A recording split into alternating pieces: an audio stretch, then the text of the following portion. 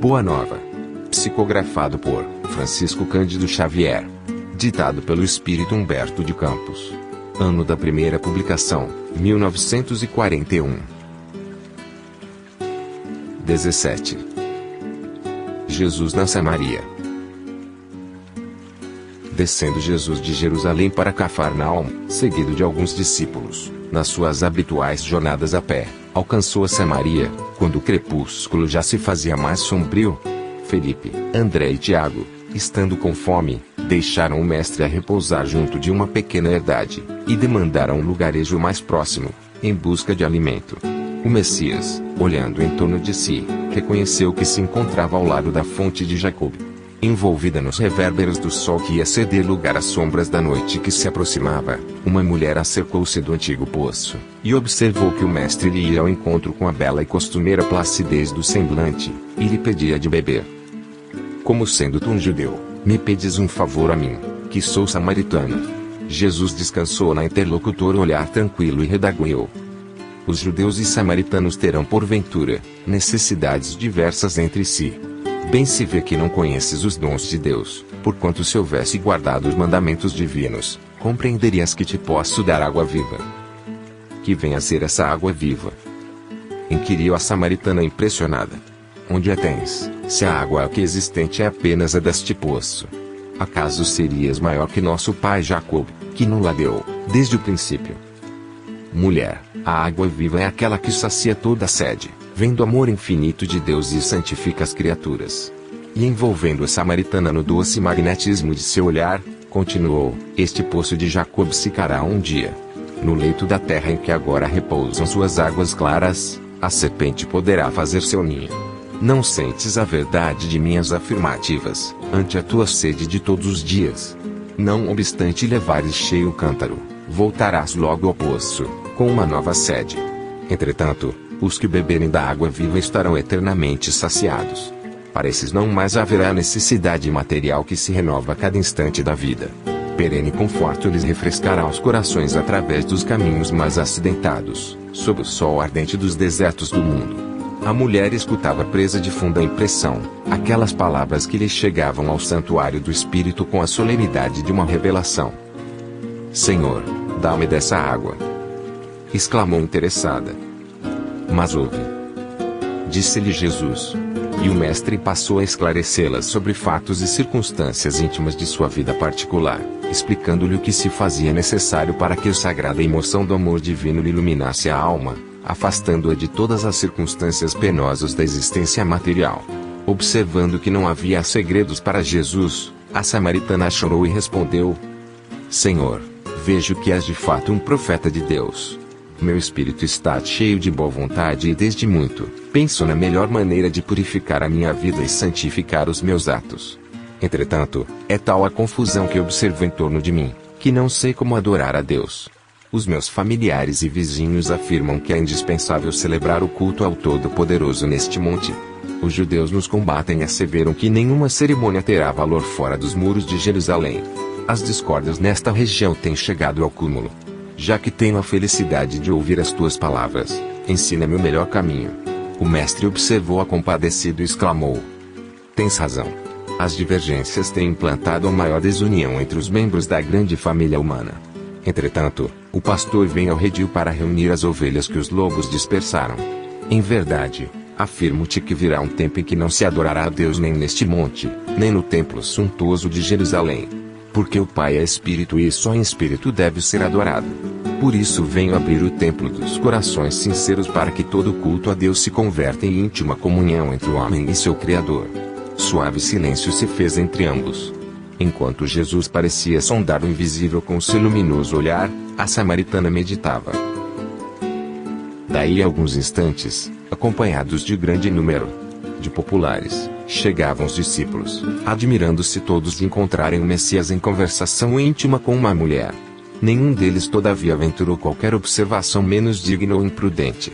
Observando que o Messias se preparava para retirar-se em busca da aldeia mais próxima, a samaritana, impressionada com as suas revelações, solicitou a presença de seus familiares e vizinhos, a fim de lhe ouvirem a palavra. Tiago e André haviam trazido pão e frutas, insistindo com Jesus para que se alimentasse. O mestre, porém, aproveitou o instante para mais uma vez ensinar o caminho do reino, com as palavras amigas, compondo parábolas singelas. Muita gente se aglomerava para ouvi-lo. Eram viajantes que demandavam regiões diferentes, a par de grande grupo de samaritanos de opiniões exaltadas. A enorme assembleia se pôs a caminho, mas o Messias continuou espalhando as suas promessas de esperança e consolação. Nesse ínterim, Felipe consultou os companheiros e, aproximando-se de Jesus, rogou-lhe carinhosamente: Mestre, por favor, aceitai um pouco de pão. Não te preocupes, Felipe, disse o Messias. Não tenho fome. Aliás, recebo um alimento que talvez meus próprios discípulos ainda não puderam conhecer. Qual? Atalhou o apóstolo com interesse. Antes de tudo, meu alimento é fazer a vontade daquele Pai misericordioso e justo que a este mundo me enviou, a fim de ensinar o seu amor e a sua verdade. Meu sustento é realizar sua obra. É verdade, observou o discípulo, olhando a multidão que os acompanhava. Levaremos para Cafarnaum mais este triunfo, porque é incontestável que obtiveste aqui entre os samaritanos um dos nossos maiores êxitos. Tiago e André ouviam silenciosos o diálogo. As palavras entusiásticas do apóstolo, o mestre sorriu e acrescentou: Não é isso propriamente o que me interessa. O êxito mundano pode ser uma ondulação de superfície. O que necessitamos em todas as situações é atender o que o Pai deseja de nós. Como todo o seu apelo ao do bem, eu trabalho, mas sem me prender ao anseio das vitórias imediatas. E dirigindo o olhar para a turba compacta de seus seguidores, exclamou para os companheiros: Acaso já poderíamos admitir que somos compreendidos? Calemo-nos por alguns instantes a fim de ouvirmos a opinião dos que nos seguem os passos. Fez-se silêncio entre ele e os 3 discípulos, de modo que podiam ouvir distintamente os diálogos travados entre os que os acompanhavam. Acreditas que seja este homem o Cristo prometido? Perguntava um samaritano de boa figura a seus amigos. De minha parte, não aceito semelhante impostura. Este nazareno é um explorador da piedade popular. É certo. Concordava o interpelado, mesmo porque em sua terra, não chega a valer um denário. Pelos parentes é tido como inimigo do trabalho e há quem duvide da sua preguiçosa cabeça. É um louco de boa aparência, exclamava uma mulher idosa para a filha. Pelo menos esta é a opinião que já ouvi de habitantes de Cafarnaum. Entretanto, para mim, acredito que seja um grande velhaco. Porque se meteu com pescadores quando alega ser tão sábio? Porque não se transfere para Jerusalém ou Tiberíades? Bem sabe a razão disso. Lá encontraria homens cultos, que lhe confundiriam a presunção. Mais próximo de Jesus, um rapaz sentenciava em voz discreta. Quando chegamos, foi ele achado sozinho com uma mulher. Que te parece esta circunstância? Perguntava um companheiro de caminhada. Certamente desejava salvá-lo a seu modo. Replicou com malicioso riso o inquirido. Num grupo vizinho, falava-se acaloradamente. Este homem é um espertalhão orgulhoso.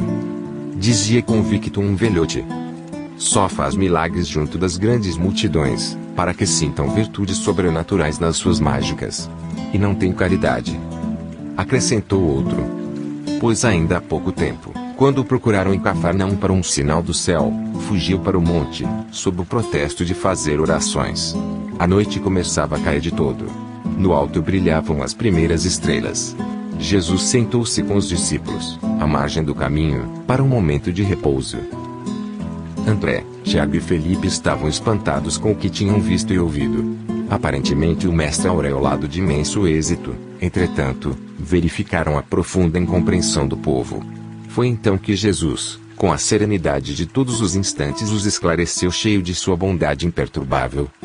Não vos admireis da lição deste dia. Quando veio o Batista, procurou o deserto, nutrindo-se de mel selvagem. Os homens alegaram que em sua companhia estava o espírito de Satanás. A mim, pelo motivo de participar das alegrias do Evangelho, chama-me glutão e beberrão. Esta é a imagem do campo onde temos que operar. Por toda parte encontraremos samaritanos discutidores, atentos aos êxitos e referências do mundo. Observai a estrada para não cairdes, porque o discípulo do Evangelho não se pode preocupar senão com a vontade de Deus, com o seu trabalho sob as vistas do Pai e com a aprovação de sua consciência.